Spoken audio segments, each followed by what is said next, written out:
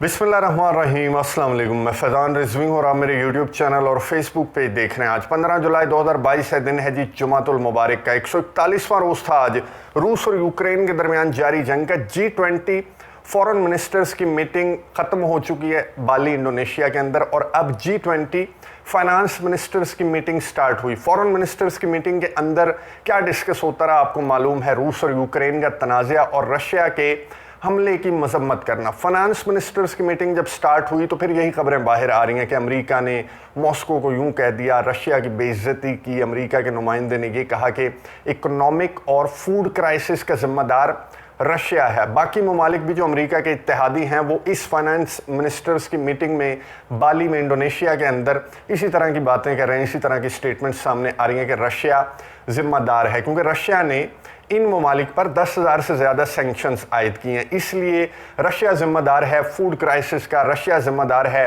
Financial crisis का। ये बात हंगरी के प्राइम मिनिस्टर ने आज एडमिट की दोबारा से। हंगरी के प्राइम मिनिस्टर खुली ये बात कर रहे थे। स्टार्ट में उन्होंने कहा था कि हमने अपने पाँव पर कुल्हाड़ी मारी है रशिया पर सैंक्शंस आयद करके। ये हंगरी का शुरू से ही मौक़िफ़ ये रहा, लेकिन आज हंगरी के प्राइम मिनिस्टर ने एक और स्टेटमेंट जारी की और उन्होंने ये कहा कि हमने अपने पाँव पर कुल्हाड़ी या अपने पाँव पर फायर नहीं मारा, बल्कि हमने अपने लंग्स पर फायर मारा है, अपने फेफड़ों पर फायर मारा है। और अब यूरोपियन कंट्रीज़ को सांस लेने में मुश्किल हो रही है। रशिया पर सैंक्शंस आयद करना हमारी गलत स्ट्रेटजी थी, गलत पॉलिसी थी। हमें इसे एडमिट करना चाहिए और इसे रिवर्स करना चाहिए इससे पहले कि हमारी सांसें रुक जाएं। हंगरी जो कि एक नेटो कंट्री है, उसकी जानिब से ये स्टेटमेंट सामने आना, उसने खोलकर बता दिया हंगरी के प्राइम मिनिस्टर ने कि हम बिल्कुल पछता रहे हैं। रशिया पर हमें सैंक्शंस आयद नहीं करनी चाहिए थी, सैंक्शंस आयद करके वो उल्टा हमारे ऊपर पड़ गई। यानी कि फूड क्राइसिस का जिम्मेदार यही ममालिक हैं, फाइनेंशियल क्राइसिस का जिम्मेदार, महंगाई का जिम्मेदार, ऑयल शॉर्टेज, एनर्जी क्राइसिस के जिम्मेदार यही ममालिक हैं जिन्होंने रशिया पर सैंक्शंस आयद की। और जो बाली इंडोनेशिया के अंदर जिस तरह की गुफ्तगू इन्हीं ममालिक के नुमाइंदे कर रहे हैं, तो हंगरी के प्राइम मिनिस्टर ने इन्हें आईना दिखा दिया कि कब तक अपने आप से झूठ बोलोगे, कब तक ये एडमिट नहीं करोगे कि हमारी गलती है, ये हमारी गलत स्ट्रेटजी थी। हम रशिया को ईरान समझ बैठे और रशिया पर सैंक्शंस आयद कर दी। हम ये भूल गए कि पहले हमें ऑल्टरनेट ढूंढना चाहिए था, अपनी एनर्जी का, अपनी फाइनेंस को देखना चाहिए था। यूरोपियन यूनियन में आपको बता दूं, यूरोपियन यूनियन ने ऐलान किया था कि हम यूक्रेन को $9 बिलियन का लोन देंगे, और अब उसे लेकर बहुत ज़्यादा और उसकी गारंटी दे रहे थे यूरोपियन कंट्रीज़ के, हमारी गारंटी पर लोन दे दें यूक्रेन को $9 बिलियन का। और अब वो लोन रिलीज़ करने में बड़े मसले मसाइल पेश आ रहे हैं और यूरोपियन यूनियन ये सोच रहा है कि यूक्रेन की जिस तरह की हालत है तो उसे लोन देने का मतलब ये है कि व्लादिमीर ज़ेलेंस्की फिर वो लोन माफ़ करवाने के लिए वीडियो मैसेजेस जारी करते रहेंगे, रोज़ रात को कहेंगे हमारा लोन माफ़ कर दो। इसलिए अभी तक इन $9 बिलियन में से $1 बिलियन का लोन रिलीज़ हुआ। जर्मनी जैसे ममालिक की जानिब से मशवरा दिया जा रहा है यूरोपियन यूनियन को कि इमदाद की हद तक ठीक है, इमदाद दे देते हैं डिफरेंट ज़राए से, लेकिन लोन देने का मतलब ये है कि हमारे सर पर फिर वो जो गारंटी यूरोपियन कंट्रीज़ ले रहे हैं तो ये लोन हमारे सर पर पड़ेगा। ना सिर्फ लोन और इस तरह की इमदाद का मामला, बल्कि जो रेफ्यूजीज़ हैं उसके लिए भी बहुत सारे ममालिक परेशान हैं। जर्मनी ने खैर मज़ीद जो एड है वो रिलीज़ की है, जो उसके मुल्क में जो रेफ्यूजीज़, जो यूक्रेनियन महाजरीन आए हैं उनके लिए, लेकिन दीगर जो यूरोपियन कंट्रीज़ हैं वो कह रहे हैं कि हम फुल हो चुके हैं, इससे ज़्यादा रेफ्यूजीज़, इससे ज़्यादा महाजरीन जो हैं वो हम बर्दाश्त नहीं कर सकते। यूरोपियन कंट्रीज़ की बस हो चुकी है, क्योंकि गैस मिल नहीं रही, फाइनेंशियल क्राइसिस इतने ज़्यादा हैं कि इकोनॉमी जो है वो डाउन टू अर्थ आ चुकी है, जिसे एडमिट कर लिया हंगरी के प्राइम मिनिस्टर ने। लेकिन अमेरिका, बरतानिया और उसके इत्तेहादी अभी भी ये सोच रहे हैं कि चलो सैंक्शंस नाकाम हुई, कोई बात नहीं, अब हम यूक्रेन को लीथल वेपन प्रोवाइड करते हैं और यूक्रेन रशिया को, मॉस्को को शिकस्त दे देगा। यही बात जो बाइडन ने इजराइल में खड़े होकर की कि मेरा टारगेट जो है, मेरा हदफ ये है कि जब तक यूक्रेन रशिया को शिकस्त नहीं दे देता तब तक हम यूक्रेन को as long as it takes, हम यूक्रेन को असलहा, गोला बारूद, इमदाद प्रोवाइड करते रहेंगे। और गुज़िश्ता हफ्ते से अब तक की बात करें तो जिस तरह से lethal weapon, long range missile, long range rocket system Ukraine को मिला है तो फिर यूक्रेन का कॉन्फिडेंस भी आसमान को टच कर रहा है। और यूक्रेन के सदर व्लादिमीर ज़ेलेंस्की ने ये दावा किया कि हमने 44 जो खिरसोन रीजन के अंदर, यूक्रेन के सदर व्लादिमीर ज़ेलेंस्की ने ये बात की कि खिरसोन रीजन के अंदर हमने 44 जो लोकेलिटीज़ हैं उन्हें हमने छुड़वा लिया, खाली करवा लिया। खिरसोन वो इलाका है सदर्न यूक्रेन का जिसे रशिया ने कंट्रोल कर रखा है। गुज़िश्ता दिनों आपको याद होगा कि यूक्रेन की जानिब से अमरीकी रॉकेट सिस्टम इस्तेमाल करते हुए हमला किया गया था खिरसोन पर, और उस हमले में बहुत ज़्यादा रशिया का नुकसान भी हुआ था। ना सिर्फ वो हमला बल्कि गुज़िश्ता हफ्ते से डेली बेसिस पर यूक्रेन की जानिब से इसी तरह के हमले रिपोर्ट हो रहे हैं जो कि अमरीकी लॉन्ग रेंज रॉकेट सिस्टम इस्तेमाल करते हुए यूक्रेन हमले कर रहा है। इसलिए कॉन्फिडेंस जो है वो अरूज पर है। रशिया ने पहले वार्न किया था अमेरिका को कि लॉन्ग रेंज रॉकेट सिस्टम अगर आप यूक्रेन को प्रोवाइड करेंगे तो इसमें यूक्रेन का नुकसान होगा, लोगों का नुकसान होगा। और अब रशिया ले आया है long range rocket system, multiple rocket launcher Russia की जानिब से लाया गया है जिसके थ्रू हमले किए जा रहे हैं यूक्रेन के अंदर। और अब यूक्रेन की जानिब से इस तरह की स्टेटमेंट सामने आ रही हैं कि रशिया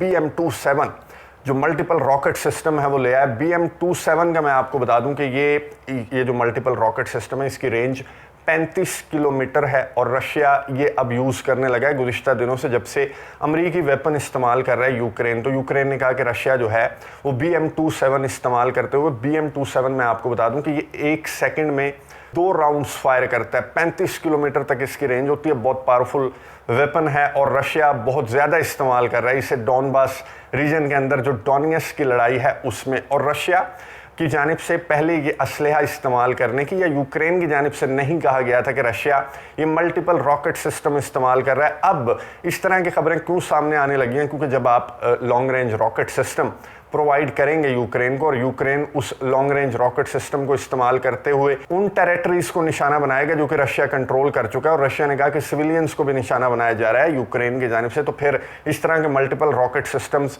रशिया के पास इनकी कमी नहीं है। ये और बात है कि रशिया इस्तेमाल नहीं कर रहा। व्लादिमीर पुतिन ने खुद कहा कि हमने 10 से 15% अपनी जो स्ट्रेंथ है, अपनी जो पावर है वो अभी तक डिप्लॉय की है, वो इस्तेमाल कर रहे हैं। तो अभी हमने मुकम्मल अपनी पावर इस्तेमाल नहीं की यूक्रेन के अंदर। यूक्रेन ने कहा कि सिविलियंस को निशाना बना रहा है रशिया इस रॉकेट सिस्टम से। तो रशिया ने यह बताया कि गुज़िश्ता रोज़ जो हमला किया गया था उसमें दर्जनों हलाकतें रिपोर्ट हुई। तो यूक्रेन ने यह कहा था कि वो एक रेजिडेंशियल बिल्डिंग के ऊपर हमला किया गया था। रशिया ने यह बताया कि वो रेजिडेंशियल बिल्डिंग जो थी उसके कमरे में यूक्रेन के ऑफिशियल्स मीटिंग कर रहे थे फॉरेनर्स के साथ, और जो फॉरेन वेपन है, जो तोहफे तहाइफ हैं, उसको डिस्कस किया जा रहा था। उस मीटिंग का हमें मालूम था और उस मीटिंग में शरीक जो ऑफिशियल्स हैं उन्हें टारगेट किया गया। हम सिविलियंस को टारगेट नहीं करते। अब यूक्रेन की जानिब से मुतअद्दिद ऐसी रिपोर्ट सामने आ चुकी हैं इंटरनेशनल इदारों की भी कि यूक्रेन ऐसी बिल्डिंग्स को जानबूझकर सेलेक्ट करता है, वहाँ पर मीटिंग्स की जाती हैं, वहाँ पर फौजी जो हैं वो पोजीशंस लेते हैं। हालांकि यूक्रेन देख चुका है कि रशिया इस चीज़ को नहीं देखता कि आपने